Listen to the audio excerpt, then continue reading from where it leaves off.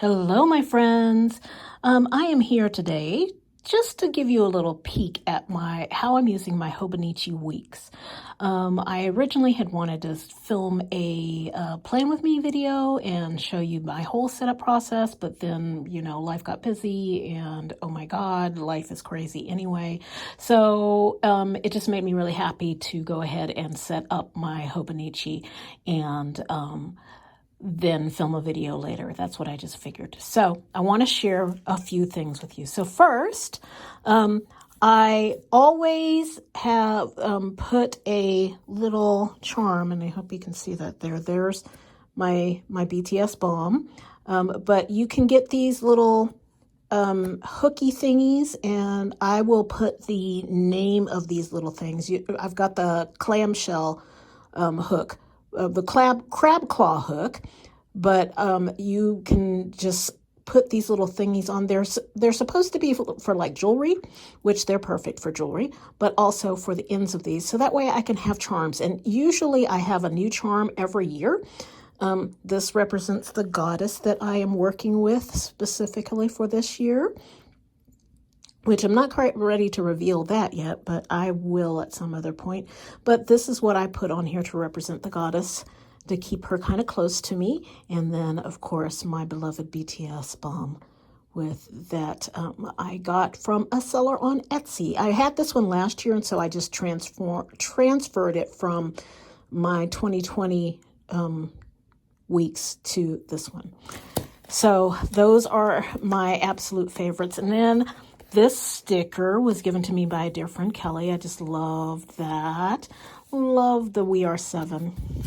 We were only 7.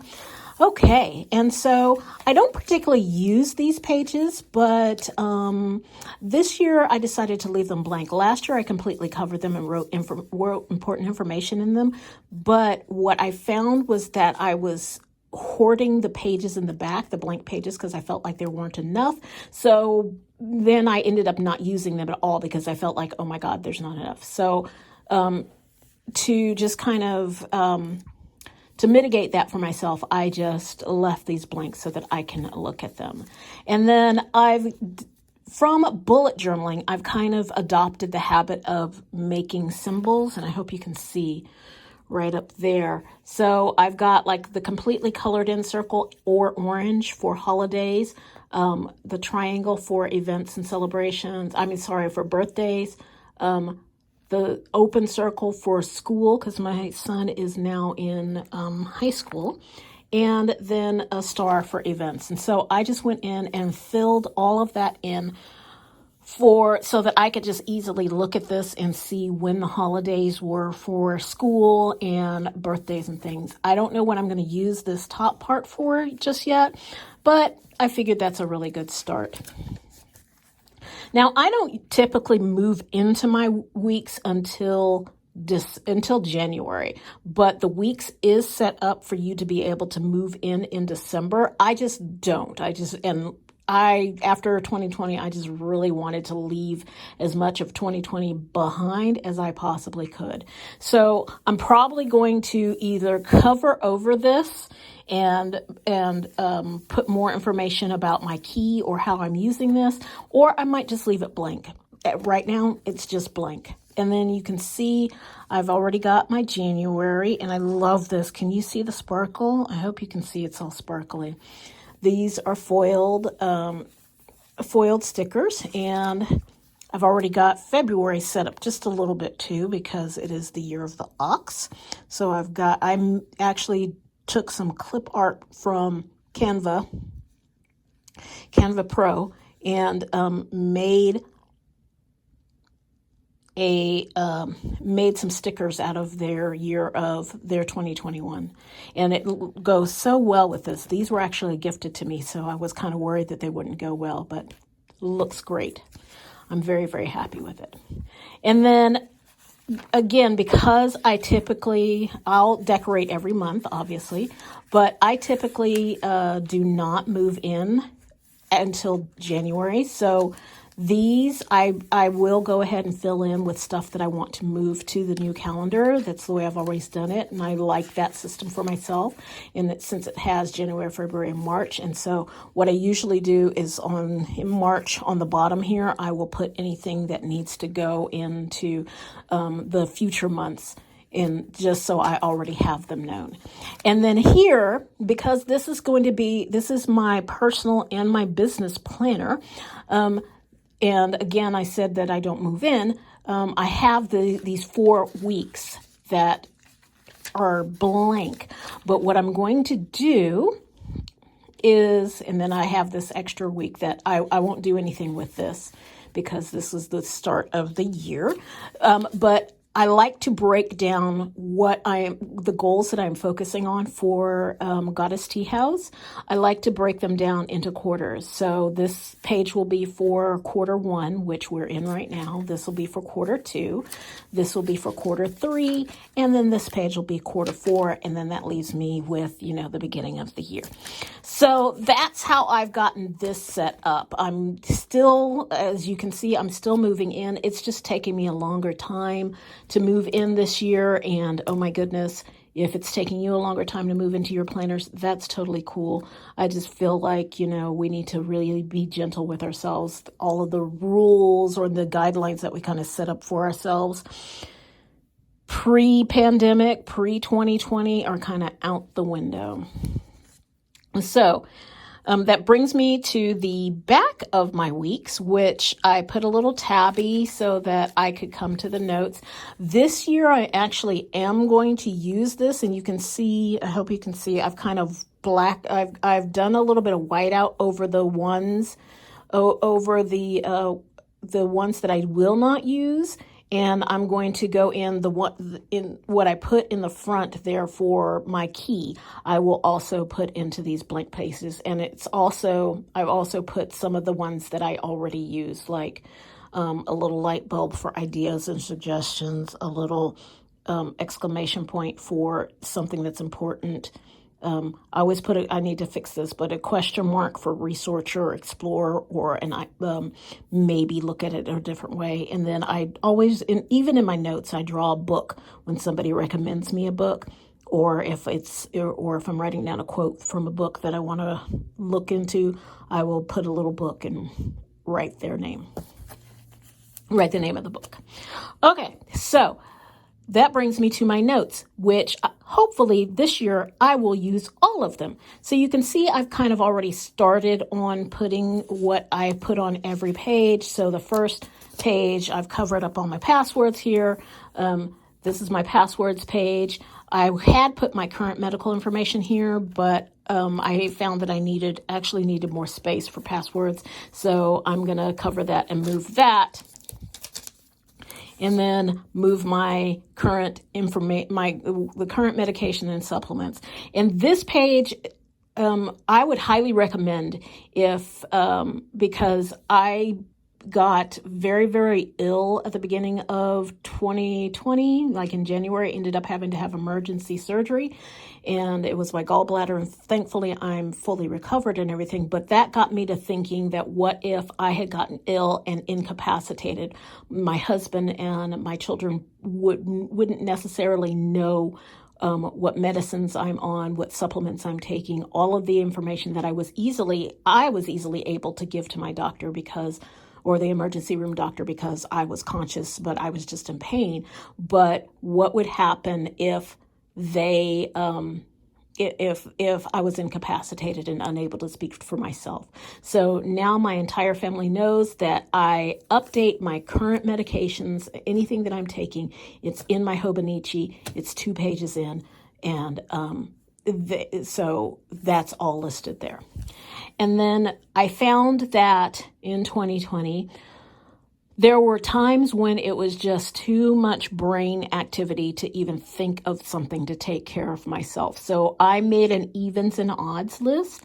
This is my odds list. And I've got 20 different things here that I can do to take care of myself. And I've got another list of 20 more things. So in total, I've got 40 different self-care ideas for myself. And because I love my D20 so much, being a D&D player, I made an evens and odds list. So I'll roll the dice. And if it lands on evens, then I'll look at this list. And if it lands on odds, then I'll look at this list. And then I'll roll a D20 again to pick one thing off of the list to do for myself. So hopefully that'll make it easier for me to take care of me when everything feels overwhelming. There are some things I continually do, like I'm always knitting, I'm always drawing, I'm always writing in my journal. Since I always do them, I sometimes feel like they are not really self-care because I always do them. But I put some of those things that I always do just because sometimes even I just feel overwhelmed by doing anything or trying to do anything. So that's there. Another thing that I'm doing for myself is I've got a page for, I hope you can see that, I've got a page for my measurements. I had done that a couple of years ago where I took measurements of all of my body parts that would be pertaining to being able to buy clothes online, because since I am plus size, a lot of things are designed by measurements. And so that was one of the best things that I've done for myself. I also kind of keep track of that. Rather than keeping track of my weight, I keep track of my measurements. So that way I can know, I have been doing enough movement to really help my body tone, because I'm not necessarily so fixated on a number on a scale.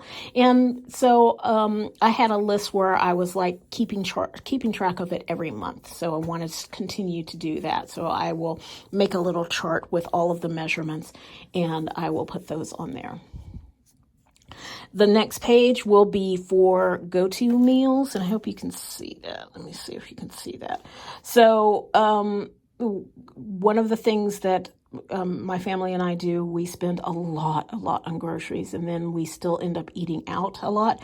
So, and again, it comes from, being overwhelmed by everything, not remembering that we have easy to make meals ready to go, So I'm making a list in my planner here, so that way if somebody asks what's for dinner, boom, I can open up my Hobonichi and have several ideas. Another thing is my husband and I, in talking about our relationship, what we wanted from our relationship this year, we wanted to spend more time together. Excuse me. Wanted to spend more quality time together. So I'll be making a list of things that we can do together. And then, of course, I've got a gift ideas list.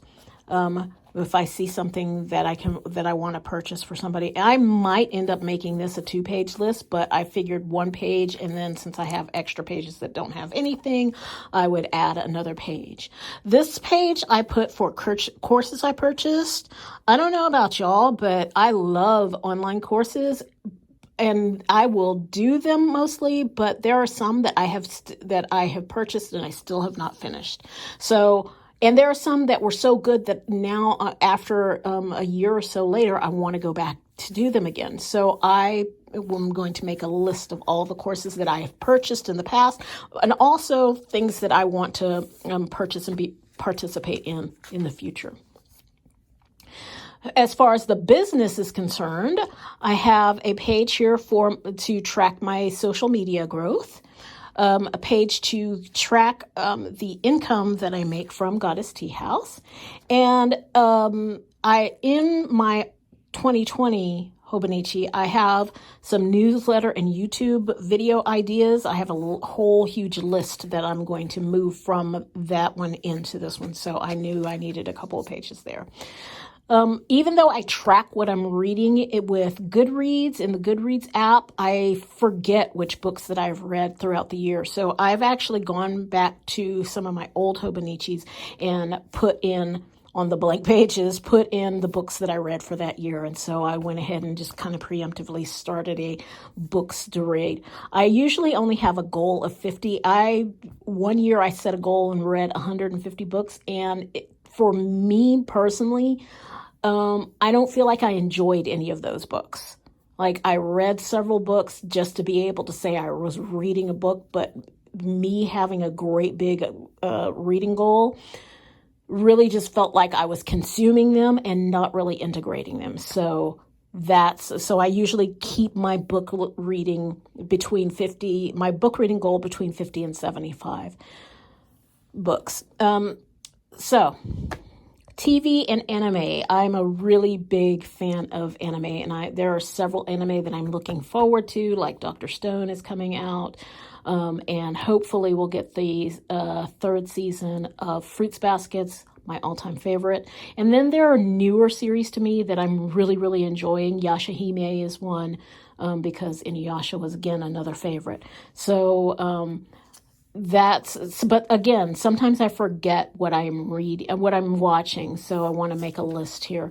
And then I haven't wrote it in here, but I'm going to put a Webtoons list here too, because there are several Webtoons that people have told me to check out, and I just haven't. And there's some just on my list waiting for me to get to them. Like, I had started reading them and caught up to where the author was, and then I just lost interest or I stopped. And several of the series that I was following on Webtoons have actually ended now. So I want to make sure that have them more present, have them more easily accessible, and writing things down for me actually helps me to remember better. So that's going to be all of those pages. And then I had gotten some stickers as a bonus. And with my son being in school, this frees me up for some other work projects, some business projects that I'd like to have joint ventures, but also sometimes I'll have parent-teacher conferences and things like that. So I took the meeting stickers and just put them there, and so I'll write what meeting it is. And it's kind of like, I've hopefully given myself enough space to be like, okay, here's one meeting, here's a different meeting, either both pages or just, a front page. So I just did a few of those for myself, and then I still have all of these other blank pages. I will use my top 100 page at the end of the year when I go through and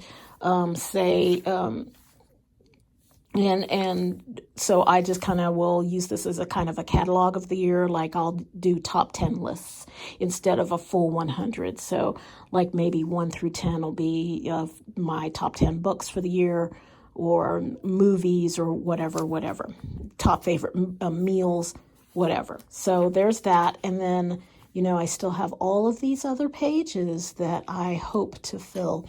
So that's just a quick walkthrough of my planner, and you can see I've still got some stickers in here that I will continue. These are actually for the weekly layout, so I will put them in as the weeks go in, and I sometimes forget that I have weekly stickers, so that's why I put these in here in this little back pocket.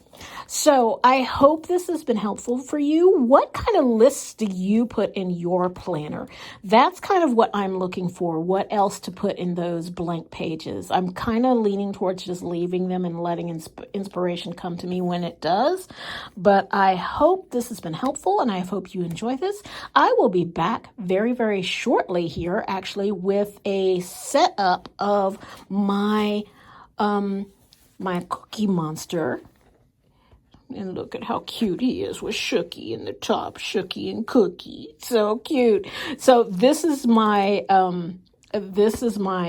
Oracle/Tarot journal for the year. So I will be back very, very shortly with a plan with me to show you how I set this up and exactly what I'm going to do with it. Hope you're having a great day. Take good care, and I'll see you next time. Bye.